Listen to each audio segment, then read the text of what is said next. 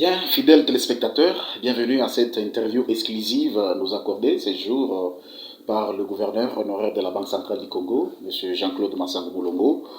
Nous allons parler des réserves d'échange en République démocratique du Congo, qui a été évaluée à ce jour à 3,3 milliards de dollars, record historique selon les communiqués de la Banque centrale du Congo, mais aussi selon la communication du ministre au porte-parole du gouvernement, Patrick Mouyaya, qui a bien dit que c'est un record historique. Certains parlent de l'intervention du FMI, d'autres par contre parlent de régies financières qui essayent d'augmenter leur rendement. Et tout ça, nous aurons à parler avec le gouverneur honoraire. Bonjour, Monsieur Jean-Claude Massangou. Bonjour. Merci de nous accorder cette interview exclusive. Je vous en prie.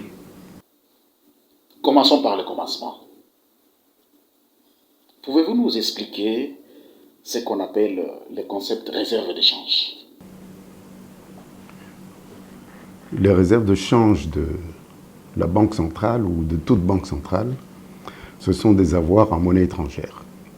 Donc ces avoirs en monnaie étrangère peuvent aussi prendre la forme de bons ou obligations des États étrangers.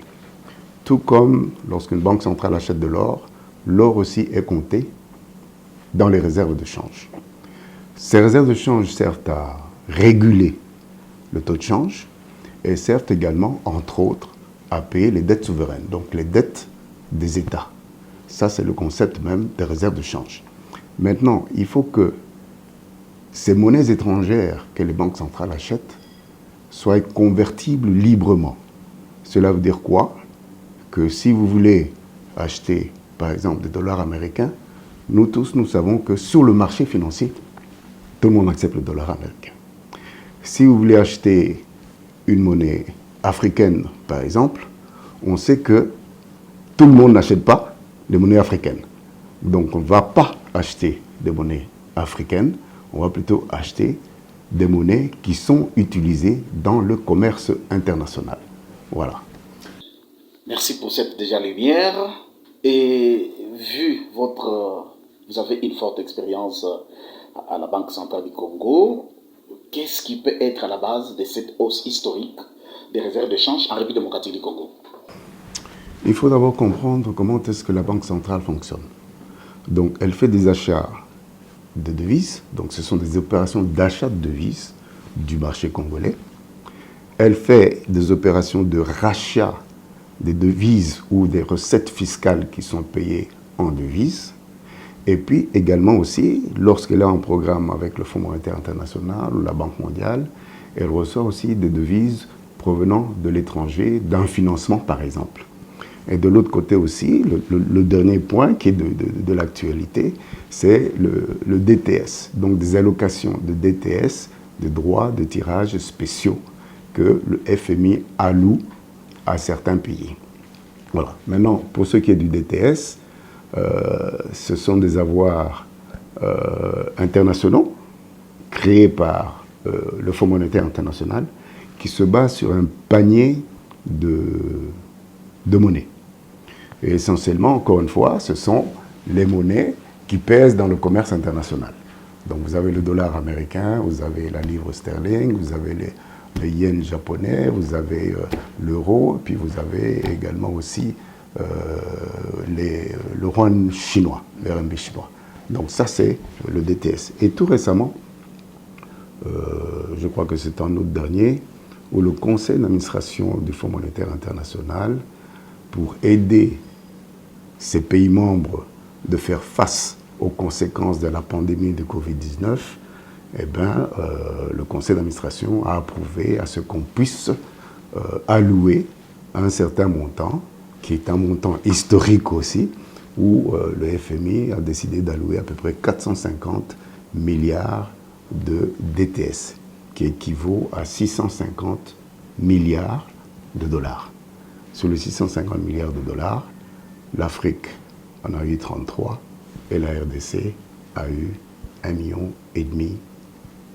1 milliard et demi de dollars sous forme d'allocation. C'est ce qui fait que nos réserves de change avant cette allocation-là, qui était à peu près de moitié, ont augmenté jusqu'à atteindre un niveau historique de 3 milliards 300 millions de dollars américains. Voilà l'explication.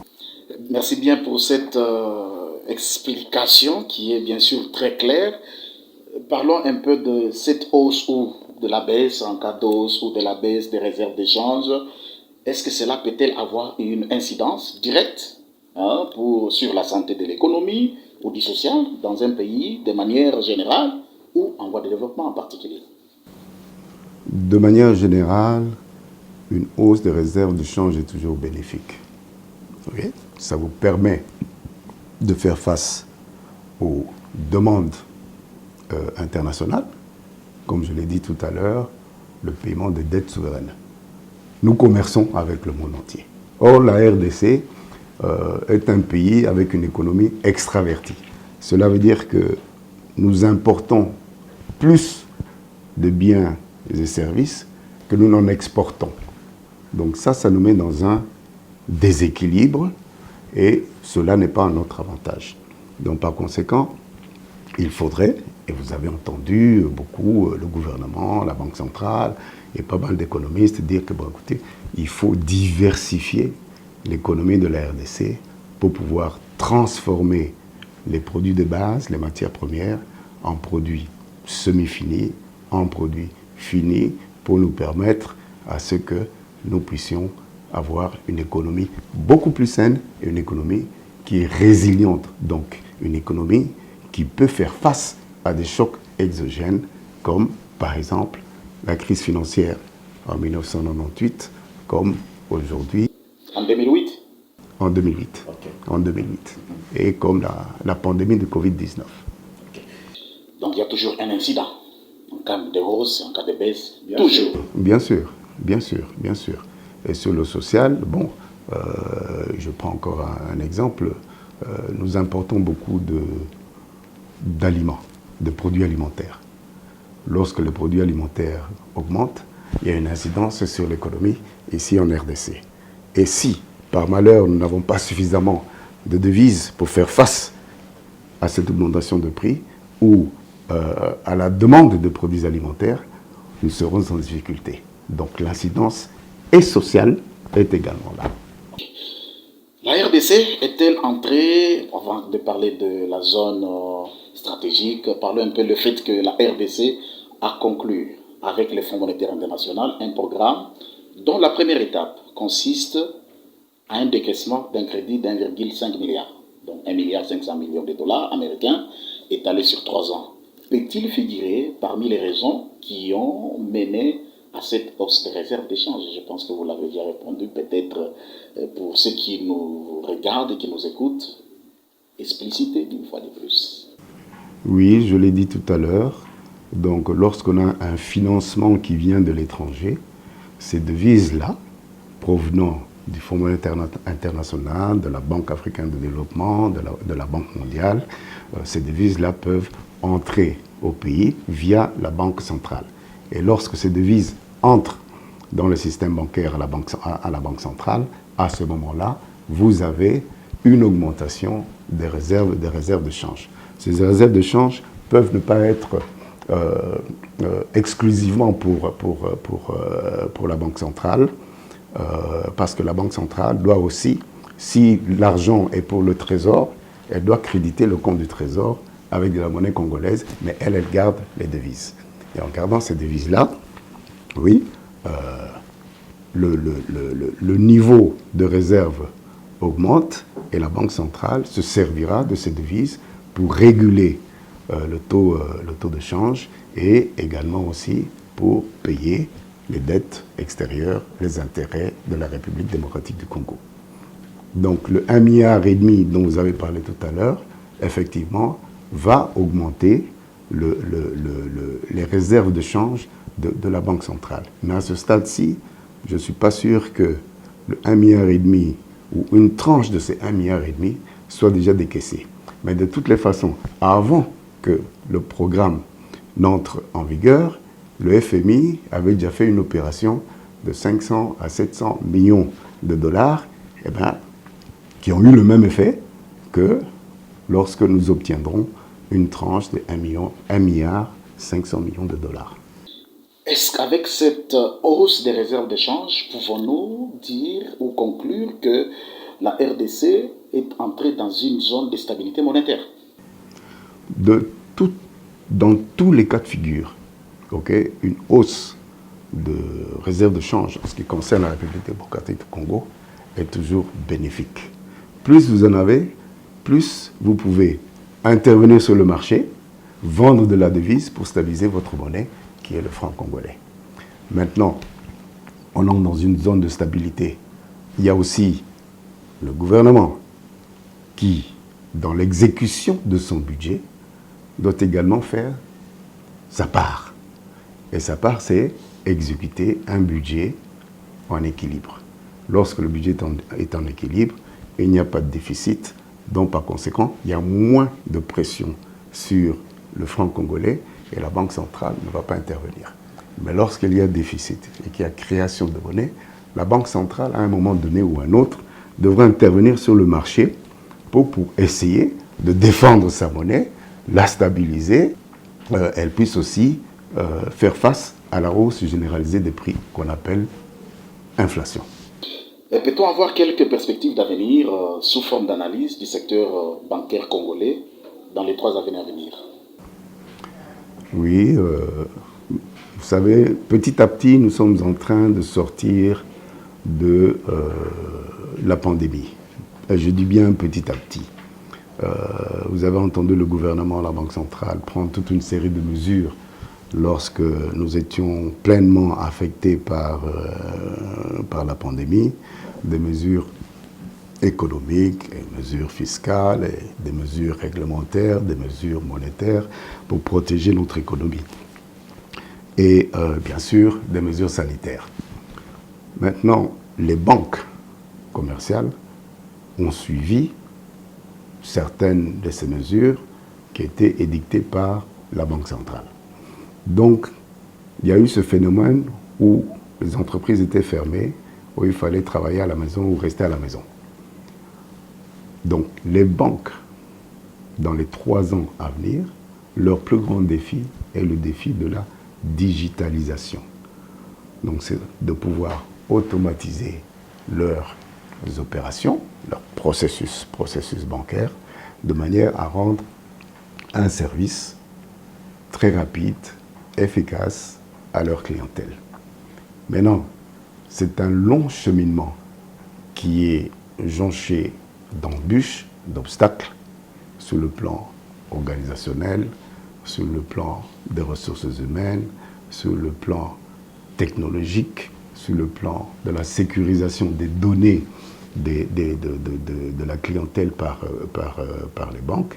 Et ça, c'est un grand défi. Alors, par où est-ce que les banques vont commencer à automatiser leur processus? Est-ce qu'elles vont commencer par les ressources humaines? Aujourd'hui, vous avez beaucoup de sociétés, quand vous faites une demande d'emploi, c'est plus comme à l'époque, où vous envoyez votre CV, vous venez le déposer à la réception, et puis après on vous répond. Non, il y a des entreprises déjà qui vous demandent, non, on a un site internet, veuillez appliquer, faire votre demande sur notre site internet. Donc ça aussi, ça fait partie de la digitalisation. Maintenant, sur le plan technique, technologique et de la sécurisation des données, nous avions dans le système, et ça existe toujours, où il est très très important de pouvoir identifier la clientèle. Et qui dit identification de la clientèle, c'est pour se prémunir contre des éventuels criminels, des gens qui aimeraient blanchir leur argent, des gens qui aimeraient financer le terrorisme. Donc il y a le principe de know your customer, vous devez connaître votre clientèle, vous devez l'identifier. Or, avec l'évolution technologique, où vous avez des Facebook, WhatsApp et consorts, comment est-ce que vous allez identifier quelqu'un à travers WhatsApp ou à travers Facebook? Ce n'est pas évident. Du point de vue de la réglementation, si la réglementation ne suit pas, et généralement les réglementations viennent après les innovations technologiques, à titre d'exemple, aujourd'hui, en RDC, la loi, sur le plan juridique, eh ben, tout ce qui est courrier électronique, sur le plan juridique, aujourd'hui, notre système juridique demande à ce que, exige même, à ce que, si on doit donner des preuves, il faut toujours venir avec des originaux. Or, aujourd'hui, nous sommes à une ère électronique, où les signatures électroniques existent, où le courrier électronique existe. Comment faire pour qu'on n'ait pas nécessairement recours à des originaux? Donc, sur le plan juridique, il y a quand même un léger retard ou un grand retard par rapport à l'évolution technologique. Maintenant, il y a également aussi la nouvelle donne. La nouvelle donne, c'est laquelle? La nouvelle donne, c'est qu'il y a pas mal d'acteurs dans le domaine de la transmission des informations, dans le domaine de la transmission des données. Les données, on utilise plus le terme en anglais, la data, la big data. Donc, comment faire pour, par exemple, des grandes sociétés de télécommunications comme Apple, Google, sont une société de recherche. On les appelle les GAFA. Donc Google, Apple, Facebook, Amazon, qui ont plein d'informations. Mais ces informations-là, à un moment donné, doivent être aussi transmises à des banques pour des paiements. Ils ont aussi leur propre plateforme de paiement. Donc comment allons-nous faire pour que des sociétés comme celles que je viens de citer, même les plus petites qui ont des plateformes, puissent également aussi bénéficier, parce qu'elles ont des données et que les banques aussi bénéficient de ces données et qu'elles puissent faire des transactions. Donc l'avenir tend vers à ce qu'il y ait des partenariats stratégiques entre les banques, entre les multinationales, entre les GAFA, entre les plateformes de finance, les fintech, comme on les appelle. Bon, quel genre de partenariat est-ce que nos banques commerciales vont faire? Donc c'est à elles de choisir, et celles qui feront le bon choix, eh ben, elles vivront plus longtemps et elles seront plus prospères que celles qui auront fait le mauvais choix. En bref, les réserves qui ont augmenté est une bonne chose pour la RDC, mais le commun des mortels voudrait bien, ne parle pas, les sociales. En récapitulatif, une bonne chose pour la RDC, aussi les sociales des Congolais en va de pair. Vous, en tant que banquier avéré, quelle conclusion faites-vous par rapport à tout ce que nous avions parlé, par rapport aux réserves, par rapport à ces conséquences positives sur l'économie et les sociales Je dirais que sur le plan monétaire, on est sur la bonne voie. La bonne voie dans ce sens que les réserves ont augmenté. Maintenant, il faut bien utiliser ces réserves-là. Il ne faut pas qu'à tout moment, tout le paiement se fasse en devise. Alors à ce moment-là, on va épuiser le niveau de réserve. Et ces réserves-là, je l'ai dit, servent à stabiliser le taux de change.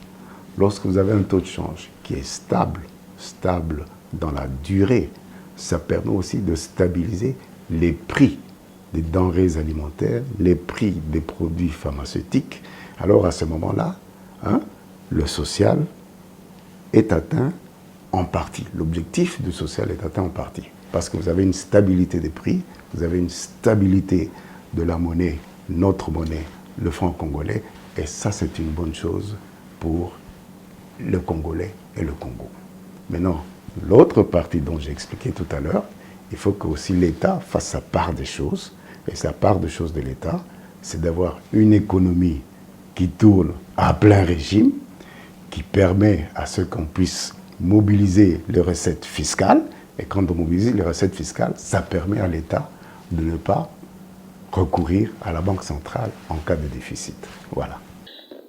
Vous avez été des milliers à nous suivre, à suivre cette interview exclusive nous réservée par le gouverneur honoraire de la Banque centrale du Congo. Je vous rappelle qu'il a été gouverneur d'août 1997 à mai 2013.